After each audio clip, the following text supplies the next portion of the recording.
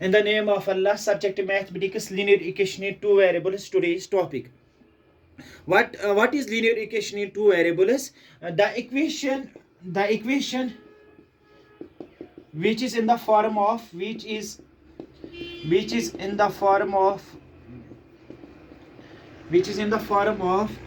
ax plus by plus c is equal to 0, where a and b is not equal to 0. This equation is called linear equation in two variables. यानी कि linear equation in two variables क्या होता है? ऐसी equation जो किस form में हो, a x plus b y plus c और a and b is not equal to 0 is called linear equation in two variables. Is called linear equation in two variables.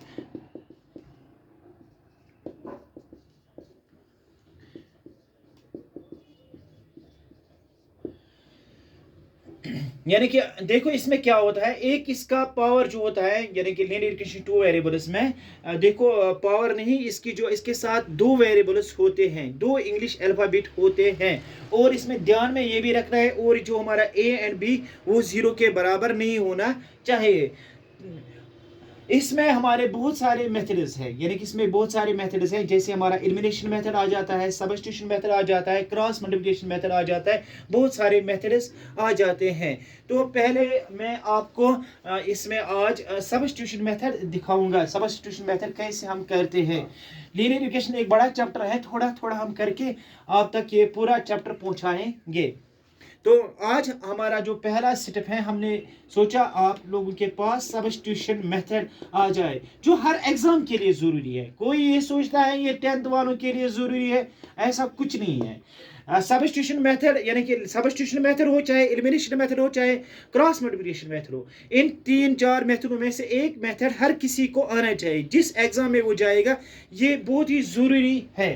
देखो आज आपको मैं अच्छी तरह से सिखाऊंगा सब्स्टिट्यूशन मेथड. एक मेथड तो आना ही चाहिए, इसलिए मैंने इसको यानी कि किसी कोई क्लास का नाम नहीं दिया है, बस मैंने ये इसलिए बनाया ये वीडियो ताकि हर कोई इसका फ़ायदा उठाए. x plus y is equal to 14, x minus y is equal to 4. This is first equation, this one is second equation. देखो this one is first equation, this one is second equation. तो हमें क्या करना है, अगर मैं substitution method करना है, देखो कोई x को ट्रांसफर करता है, कोई y को, यानी कि जिसके पास जितनी नॉलेज हो वो उस हिसाब से करता है. मुझे चारों के चार, मुझे प्रॉब्लम उसमें नहीं है. देखो जो पहली बार सीख रहा है, यानी कि मैंने ये जैसे बेसिक क्लासेस मैंने ये बना के रखे हैं, तो बेसिक में आप पहले यानी कि इस पहली इक्वेशन में जाओ, दूसरी टर्म जो हमारी है ये y, इसी को आप ट्रांसफर करो. यानी कि पहले आप धीरे धीरे करो, फिर जब आपको इस पे कमांड आ जाए तब जाकर आप बड़े बड़े से बड़े क्वेश्चन इसमें आसानी से कर सकते हो. देखो यहाँ पर क्या करना है, x is equal to 14 minus y. 14 minus y, this one is called, इसको हम तीसरी इक्वेशन रखेंगे. देखो हमारे पास जो ये तीसरी इक्वेशन आई ना, x is equal 14 minus y, अगर हम ये जो वैल्यू है ना, ये वैल्यू अगर हम इस x की जगह ये वैल्यू देंगे तो हमारा जो क्वेश्चन है ना, हमारा आंसर जो है y का निकलेगा. देखो कैसे, यहाँ पर हम लिख भी सकते हैं. देखो जब आप एग्जाम में करते हो तो एग्जाम में जरूरी नहीं होता है ये put the value of, substitute the value of, put the value of. अगर कोई नोट बनाता है थोड़ा माइंड में रहेगा, put the value of x give in equation second. ऐसे आप यानी कि अपनी मेमोराइज के लिए ये लिख सकते हो बाद में, put the value of x give in equation second. तो सेकंड इक्वेशन क्या है हमारी, x minus y is equal to 4. अब हमारा x क्या बना, 14 माइनस वाई. तो x हम ये नहीं लिखेंगे, इसके बदले हम लिखेंगे 14 माइनस वाई. तो बाद में हमारा माइनस वाई है, ये लिखेंगे इस x के बदले. इस इक्वल का मतलब क्या होता है, बराबर. यानी कि आपको यानी कि बराबर का मतलब होता है जितना ये है उतना ये भी है. तो x के अब किसके बराबर आया, 14 माइनस वाई, और ये minus y is equal to 4. 14 minus y कितना होता है, minus 2y is equal to 4. तो यहाँ पर देखो, ये तो यहाँ पर जब हमारे दो वेरिएबल सेम आ जाए तो उनको ऐड और सब्ट्रैक्ट किया जा सकता है. अगर यहाँ पर a हो b हो तब कुछ नहीं हो जाएगा. तो यहाँ पर हमारा minus y that is equal to minus 2y, 14 minus 2y is equal to 4. यहाँ पर आप इसके आगे आपको ये यहाँ इससे आपको माइंड में रखना है, अब ये y अकेला आना चाहिए। वो कैसे आ जाए उसके लिए आपको अपना माइंड इस्तेमाल करना है। -y that is equal -2y is equal to 4 -14। इसके बाद और एक स्टेप है, यानी कि कांस्टेंट टर्म को हम एक तरफ करेंगे और वेरिएबल को एक तरफ। वैसे तो वेरिएबल एक ही तरफ है, तो इस 14 को हम ट्रांसफर करेंगे।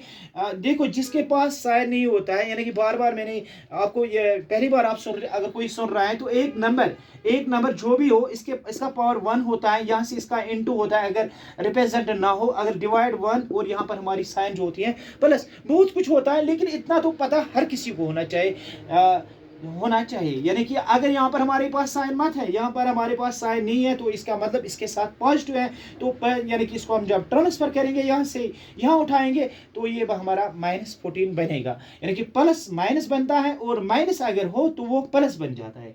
-2y is equal to 14 -4 that is equal to -10। अब देखो ये माइनस माइनस यानी कि इसको हम कट कर सकते हैं। 2y is equal to 10। Now y is equal to 10 divide by 2, 2 5 are 10, y is equal to 5। ये हमारा y का वैल्यू निकला। अगर जो कोई इसके लिए नोटिस बनाएगा वो साथ साथ लिखे या स्क्रीनशॉट उठा सकता है। तो हमारा y क्या निकला 5। देखो अभी हमारा x पेंडिंग है, अब हम x का वैल्यू भी निकालेंगे।